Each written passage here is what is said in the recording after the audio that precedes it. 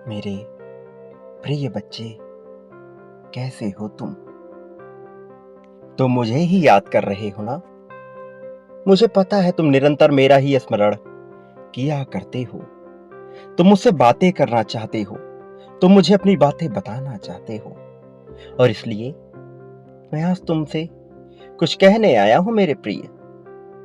मैं जानता हूं कि हर बार तुम्हें इस्तेमाल किया गया, लोगों के द्वारा तुम प्रयोग किए गए, लेकिन तुम्हें दुख तब हुआ जब वो जिन्हें तुम अपना मानते थे, जिन्हें तुम अपना सबसे अजीज मानते आए हो, उनके द्वारा तुम्हारा इस्तेमाल किया गया, जब उनके द्वारा तुम्हें धोखा दिया गया।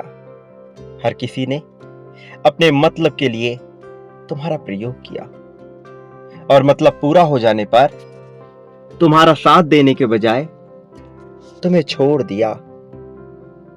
मेरे प्रिय बच्चे, मैं जानता हूं कि तुम लोगों के समक्ष जाकर हंसा करते हो, किंतु उसके पीछे जो पीड़ा होती है वह केवल मैं ही समझता हूं। मुझे पता है कि तुम कितने खुश हो और कितने दुखी। भीतर से तुम क्या महसूस करते हो मैं वह भी जानता हूं। मेरे प्रिय बच्चे, जो मैंने देखा है वह कोई और नहीं देख सकता। मैंने देखा है कि तुमने किस तरह अपनी खुशियों का त्याग किया है, अपनों के लिए, उनके लिए जो तुम्हारे अपने ही परिवार के सदस्य हैं, उनके लिए जिन्हें तुमने अपने दिल से भी ज्यादा चाहा, उस व्यक्ति के लिए भी जिसे तुम अपना सब कुछ मानते आए हो। हर किसी के लिए तुमने त्याग किया, तुम कभी पीछे नहीं हटे। तुमने कुछ देने के लिए, कुछ कुर्बान करने के लिए भी जरा भी संकोच नहीं किया जब बात तुम्हारे अपनों पर आई। लेकिन बदले में तुम्हें कभी वह सम्मान, सत्कार, वह प्रेम मिल ही ना सका। मर्यादा में रहकर भी तुम्हें अमर्यादित कहा गया। मेरे प्रिय बच्चे, मैं तुम्हारे हर दुख को समझता हूं, देखता हूं। मैं हर चीज से परिचित हूं। मैं जानता हूं कि तुम्हारे दिल पर क्या गुजरती है जब तुम्हारा कोई अपना ही तुमसे ऊंची आवाज में बात करता है, बिना ये जाने कि तुम सही हो अथवा गलत। वो अपना ही क्या, जो तुम्हारे सही होने पर भी तुम्हारा साथ छोड़ दे। गलत होने पर तो हर कोई साथ छोड़ ही देता है, किंतु अपने तो गलत होने पर भी साथ नहीं छोड़ते। वास्तव में अपना वही होता है जो सही या गलत की परवाह किए बिना केवल दिल से तुम्हें अपना मानता हो और तुम्हारे द्वारा किए गए हर कृत्य का समर्थन करता हो। यदि उसे लगे कि तुम बहुत ज्यादा गलत कर रहे हो, तब भी वह तुम्हारा विरोध न करेगा, बल्कि एकांत में तुम्हें समझाने का प्रयास करेगा। किंतु जो तुम्हारे ऊपर झल्लाए, जो चिल्लाए, जो बेवजह की बातें बनाए, वह कभी तुम्हारा साथी, कभी तुम्हारा अपना हो ही नहीं सकता। मेरे प्रिय बच्चे, तुम्हारे जीवन में जो दुख आए, उन दुखों के अंत का समय अवश्य आ गया है, क्योंकि मनुष्य एक ही तरह की परिस्थिति में लंबे समय तक नहीं रह सकता, और खासकर तब जब उसके कर्म बेहतर हों, और तुम्हारे कर्म बहुत बेहतर हैं। इसके बावजूद तुमने दुखों का एक पूरा का पूरा युग देखा है, और अब इस युग का अंत होना आवश्यक है। और इस वजह से मेरे प्रिय बच्चे, तुम्हें हर हाल में इस संदेश को पूर्णतः अंत तक सुनते ही रहना होगा। चाहे परिस्थिति कोई भी हो, चाहे तुम्हारे पक्ष में हो अथवा ना हो, तुम्हें किसी भी परिस्थिति में इस संदेश को बीच में छोड़कर जाने की भूल नहीं करनी है। तुम्हें यह भूल किसी भी कीमत पे नहीं करनी है। मेरे प्रिय बच्चे, मैं जानता हूं कि अब भी तुम उस व्यक्ति से अलग नहीं हो जिसे तुमने सदैव अपना माना है, लेकिन वह तुमसे अलग हो रहा है क्योंकि वह स्पष्ट रूप से अपनी बातें कह नहीं पाता। चाहे तुम्हारे भविष्य की बात हो, चाहे तुम्हारी अपनी कोई निजी बात हो, तुम उसे न खुलकर बता पाते हो, न ही वह समझ पाता है। ऐसा नहीं है कि उसके मन में प्रेम नहीं है, किंतु प्रेम का होना और प्रेम का दर्शाया जाना दोनों आवश्यक है। जब मनुष्य प्रेम को दर्शाना छोड़ देता है तब प्रेम के होने का महत्व धीरे धीरे कम हो जाता है, क्योंकि प्रेम तब केवल मुसीबतों में ही खड़ा नजर आता है। अन्यथा की स्थिति में वह प्रेम प्रेम जैसा लगता ही नहीं है।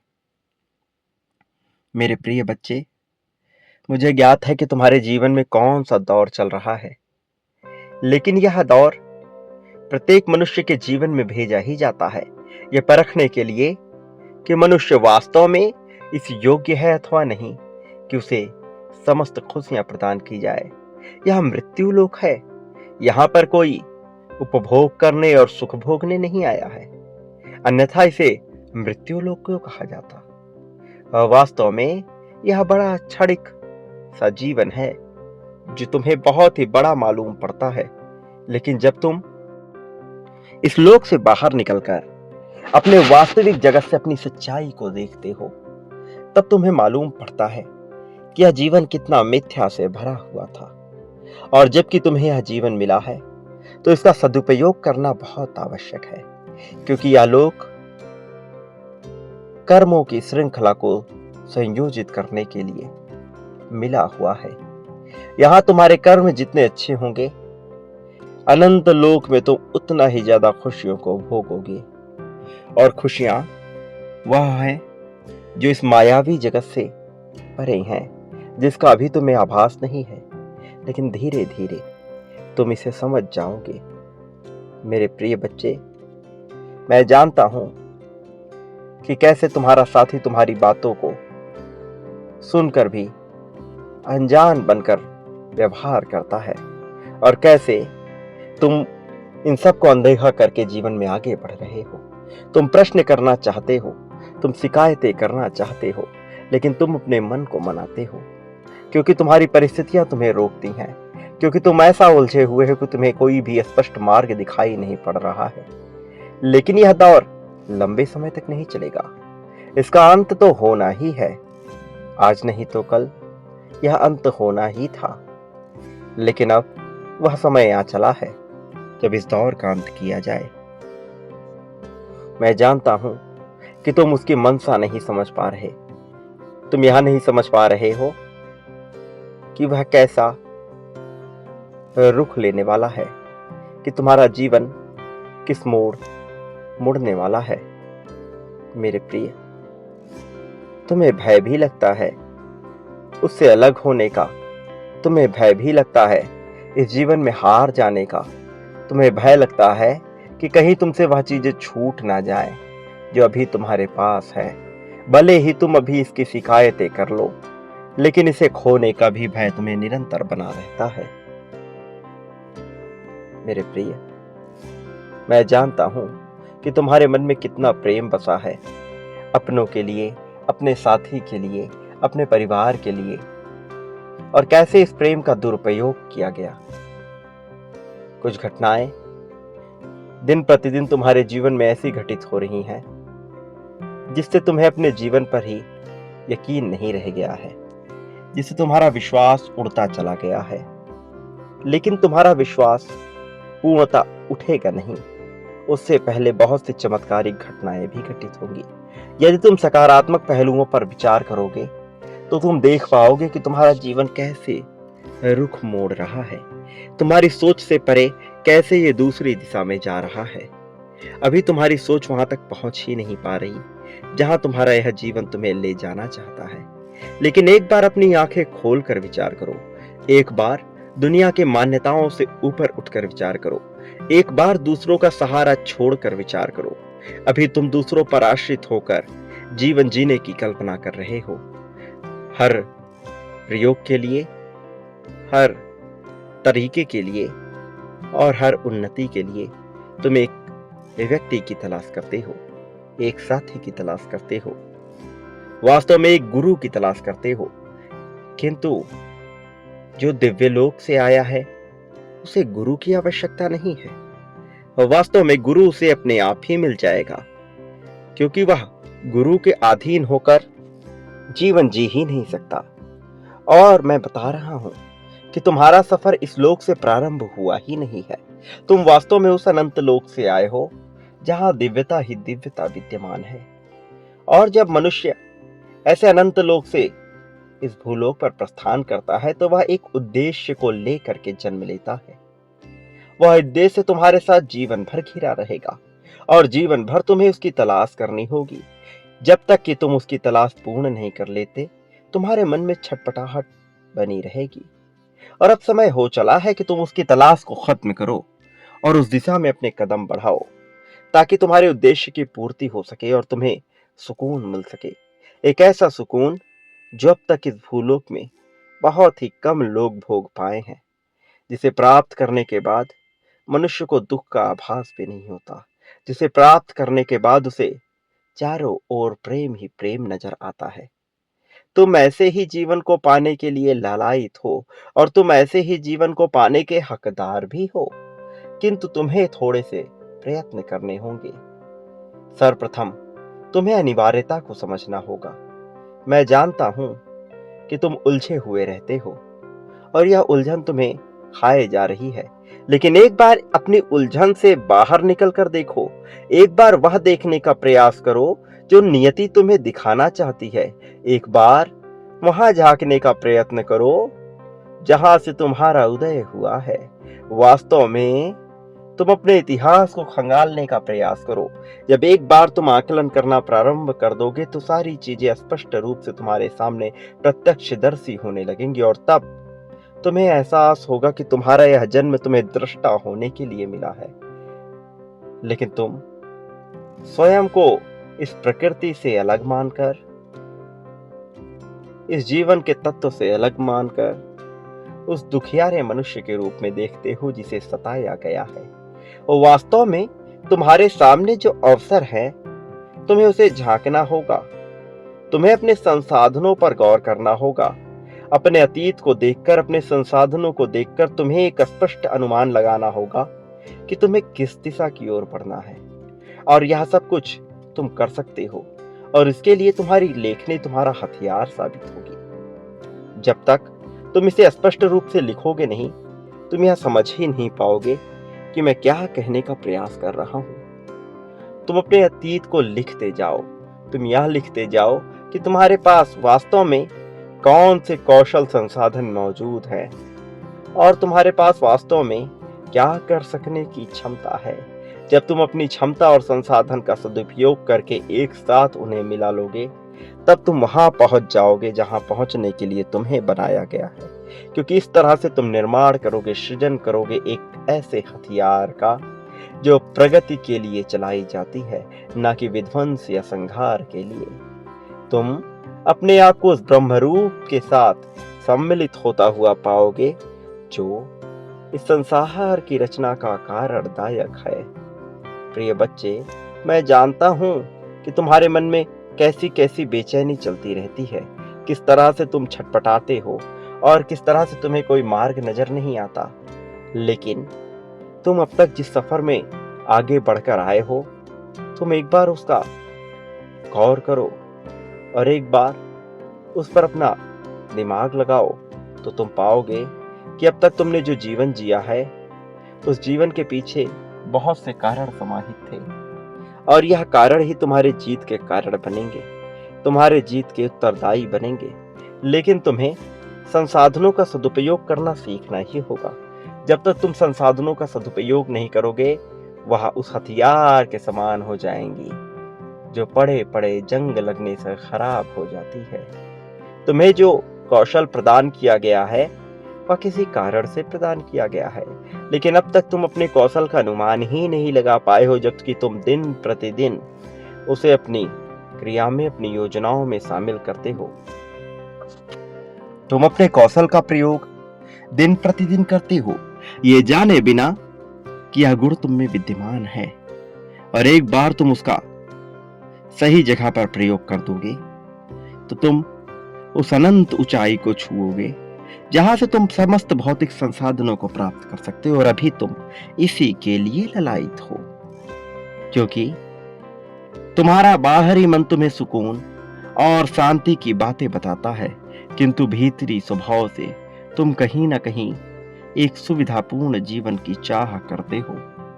तुम्हारी यह चाह निरर्थक नहीं है, यह बेवजह की नहीं है। वास्तव में इस चाह के पीछे कोई बुराई भी नहीं है, किंतु यह चाह किस परिस्थिति में आ रही है, यह महत्वपूर्ण है। तुम्हारी चाहत पे न कभी प्रश्न चिन्ह खड़ा था, न कभी प्रश्न चिन्ह खड़ा होगा, लेकिन तुम्हारी क्रियाओं पर प्रश्न चिन्ह लगाया जा सकता है, और वह भी तब जब तुम भय से पूरी तरह से ग्रसित हो।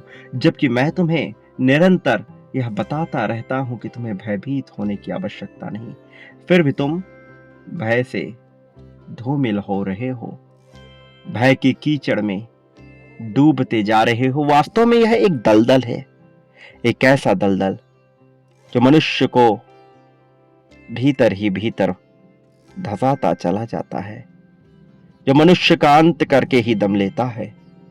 मैं नहीं चाहता कि तुम्हारा अंत हो, मैं नहीं चाहता कि तुम्हारी चाहतों का अंत हो, इसलिए मैं तुम्हें मार्ग दिखाना चाहता हूं, इसलिए मैं तुम्हारी उंगलियां पकड़कर तुम्हें सही दिशा में ले जाना चाहता हूं। मैं चाहता हूं कि तुम चुनाव करो, मैं चाहता हूं कि तुम आकलन करो, मैं चाहता हूं कि तुम स्वयं से सृजनात्मक धारा में बह चलो। जब तुम सृजनात्मक धारा में अपने कदम बढ़ाओगे तो तुम सटीकता का चुनाव करोगे, लेकिन जब तक तुम सृजनात्मक धारा में अपने कदम नहीं बढ़ाते, तुम वास्तव में सटीकता की तरफ बढ़ ही ना सकोगे, बल्कि एक ऐसे धुंधले रास्ते पर चल पड़ोगे जहां न तुम्हें कोई मंजिल दिखाई देगी, न ही कोई सफर। वहां वास्तव में तुम केवल और केवल परेशान होगे। मैं नहीं चाहता कि तुम परेशान हो, इसलिए मैं तुम्हें यह बता देना चाहता हूं मेरे प्रिय बच्चे कि तुम्हें अपनी लेखनी का प्रयोग करना होगा। तुम्हें शांति के साथ बैठकर यह देखना होगा, यह समझना होगा कि ऐसा कौन सा कार्य है जो तुम दिन रात कर सकते हो, जिसके लिए तुम्हें धन की आवश्यकता नहीं, सम्मान की आवश्यकता नहीं, जिसमें तुम्हारी मौलिकता अपने आप ही प्रस्फुटित होती हो। मेरे प्रिय बच्चे, तुम्हें अपने भीतर उतरना है,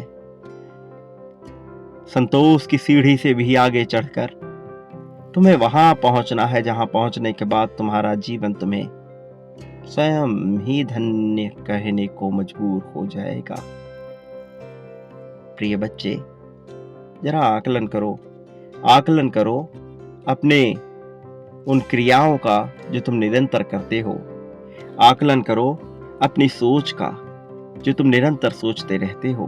तुम्हारी सोच में कितनी शिकायतें और कितनी प्रशंसा भरी पड़ी है, इसका विचार करो। यह झूठी प्रशंसा नहीं, वास्तविक प्रशंसा की बात है। तुम पाओगे कि प्रशंसा का पूरा स्थान खाली है, क्योंकि तुम प्रशंसा से ज्यादा शिकायतों में अपना समय जाया करते हो। वो शिकायतें जिनका कोई महत्व नहीं है, यह शिकायतें जो निराधार है, निरर्थक है, जिनसे जीवन में कुछ भी प्राप्त नहीं होता। प्रिय बच्चे, यदि तुम्हें प्रगति पाना है, यदि तुम्हें आगे बढ़ना है, अपनी काबिलियत का प्रदर्शन करना है, यह जानना है कि तुम किस चीज में श्रेष्ठ हो, तो तुम्हें अपने जीवन का आकलन करना ही होगा। और फिर तुम यह पाओगे कि मैंने तुम्हारे जीवन में एक ऐसे देवदूत को भेजा है जो तुम्हारे जीवन की समस्त मुश्किलों को हल कर रहा है, जो तुम्हें नया मार्ग दिखा रहा है, जो यह तय कर रहा है कि तुम्हारे जीवन के लिए क्या आवश्यक है अथवा क्या आवश्यक नहीं। मेरे प्रिय बच्चे, वो लोग जो सदैव तुमसे चिढ़ा करते हैं, वो लोग जो सदैव तुम्हें नीचे ढकेलने का प्रयास किया करते हैं, जो नहीं चाहते कि तुम प्रगति करो, उन्हें अपने कर्मों का हिसाब चुकाना ही होगा। वह निरंतर बच नहीं सकते, वह निरंतर शांति से नहीं रह सकते। उनके कर्म उनके आगे अवश्य आएंगे, उन्हें हिसाब देना ही होगा, उन्हें अंत भुगतना ही होगा, उन्हें यह बताना ही पड़ेगा कि उन्होंने ऐसा क्यों किया। सारे जवाब तलब होंगे। मेरे प्रिय बच्चे, तुम अब तक के अपने जीवन में बहुत से पुण्य कर्मों को कर चुके हो। वास्तव में तुम एक पुण्य आत्मा हो, तुम्हारे द्वारा गलत कार्य हो ही नहीं सकता। लेकिन कई बार तुमने धर्म का साथ नहीं दिया है, और धर्म सही गलत से परे होता है, अच्छे या बुरे से परे होता है। धर्म का केवल अर्थ इतना होता है कि तत्कालीन परिस्थिति में तुमने सही चुनाव किया या नहीं। तुम हारे या जीते, तुम विजेता बने या हार का कालिख तुम्हें पोतना पड़ा, यह मायने नहीं रखता। मायने रखता है तो केवल इतना कि तुमने धर्म का साथ दिया अथवा नहीं। जो मनुष्य धर्म का साथ देता है, फिर वह चाहे कितना ही ज्यादा हारा और दुखियारा क्यों ना हो, उसे मैं प्रगति दिला ही देता हूं। मेरे प्रिय बच्चे, अब तुम्हारे उत्सव मनाने का समय आ रहा है, लेकिन उससे पहले तुमने जो दुख झेले हैं उनका भी हिसाब होगा, क्योंकि तुमने दुख अत्यधिक मात्रा में झेल लिए हैं।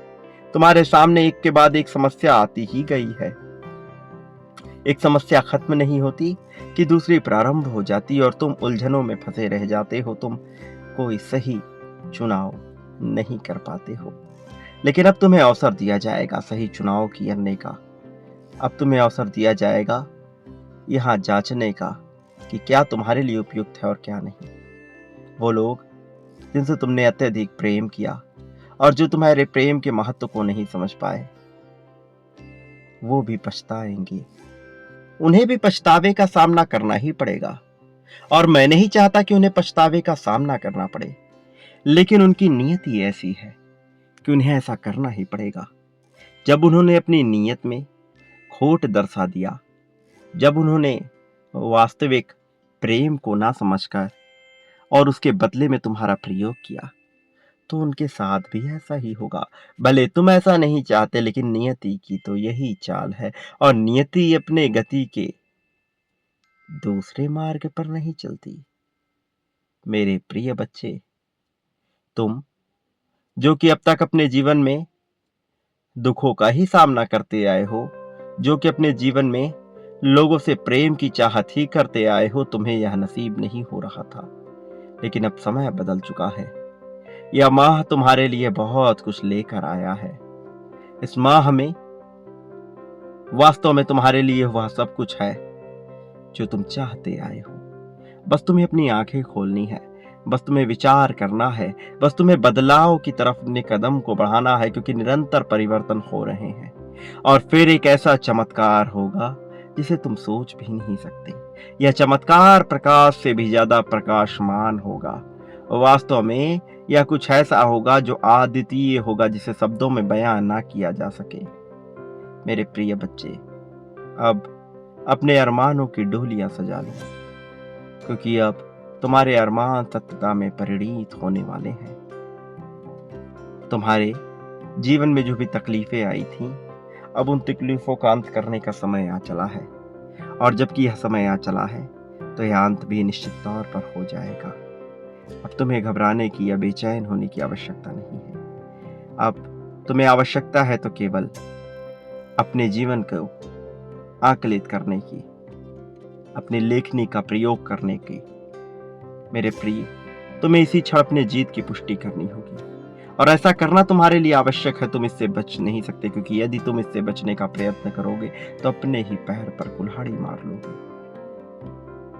जो जीत तुम्हें मिलने वाली है सामान्य नहीं है, इसलिए इसकी पुष्टि निरंतर करते रहना आवश्यक है। इसी क्षण संख्या 11-11 लिखकर अपने जीत की पुष्टि कर दो, और यह दर्शा दो कि तुम जीतने के लिए प्रबल इच्छुक हो। यह दर्शा दो कि तुम इसी क्षण चाहते हो कि जीत तुम्हारे कदमों में बिछा दी जाए। मेरे प्रिय, एक बात सदा याद रखना कि तुम इस संसार में जो भी बांटते हो, बदले में अपने लिए भी वही प्राप्त करते हो। फिर चाहे प्रेम बांटो, धन बांटो, समर्पण, त्याग, ईर्ष्या, द्वेष या नफरत, जो बांटोगे वह कई गुना होकर तुम्हें प्राप्त होगा। इसका प्रारंभ तुम मुझसे ही करो, और जितना ज्यादा करोगे उतना ज्यादा तुम्हें यह प्राप्त होगा।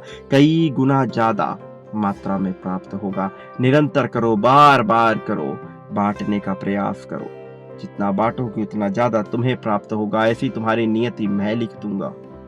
मेरे प्रिय बच्चे, भलाई करो, बदले में तुम्हें बहुत कुछ प्राप्त होगा। जब इस संसार का प्रत्येक मनुष्य तुम्हारे खिलाफ हो जाएगा, जब हर कोई जीव अजीब सजीव तुम्हारे विरुद्ध रहेगा, तब भी मैं तुम्हारा साथ दूंगा। यह बात भूलना मत। मेरा आशीर्वाद हर हाल में तुम्हारे साथ है, सदा सुखी रहो, तुम्हारा कल्याण हो।